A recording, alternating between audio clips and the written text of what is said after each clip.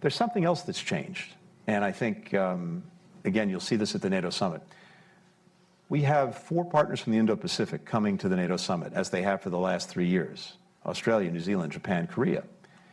This is one manifestation and one recognition of something that really is new, which is that increasingly partners in Europe see challenges halfway around the world in Asia as being relevant to them, just as partners in Asia see challenges halfway around the world in Europe as being relevant to them.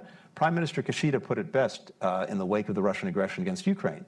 He said what happens in Europe today could happen in Asia tomorrow.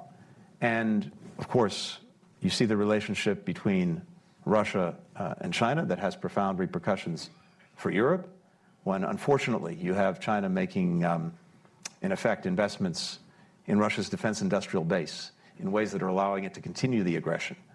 Not providing arms directly to Russia, but providing all the inputs necessary for it to sustain this war. 70% of the machine tools imported by Russia, coming from China. 90% of the microelectronics being imported by Russia, coming from China. A massive production now we've seen of tanks, of munitions, of missiles, again, enabled by this defense industrial base, despite the important impact that sanctions and export controls have had. Well, for Europe, that means that one of the, arguably the biggest security threat that they face, the biggest since the end of the Cold War, China's playing a role in fueling that. Our partners in Asia, again, understand that if you allow aggression to go unchecked anywhere, it becomes a greater threat everywhere. A would-be aggressor who sees that Russia's being allowed to proceed with impunity in Europe may get their own ideas in a very different part of the world. So we now have, and of course we have the relationship between Russia and North Korea that's evolved, as well as with Iran.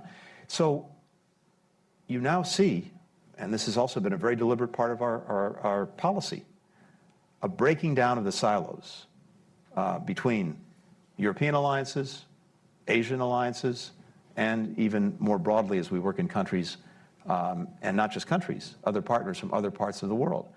I think that's going to create a very powerful edifice with these fit-for-purpose coalitions, different sizes, different shapes, focused on different discrete challenges where different countries may bring specific things to the table.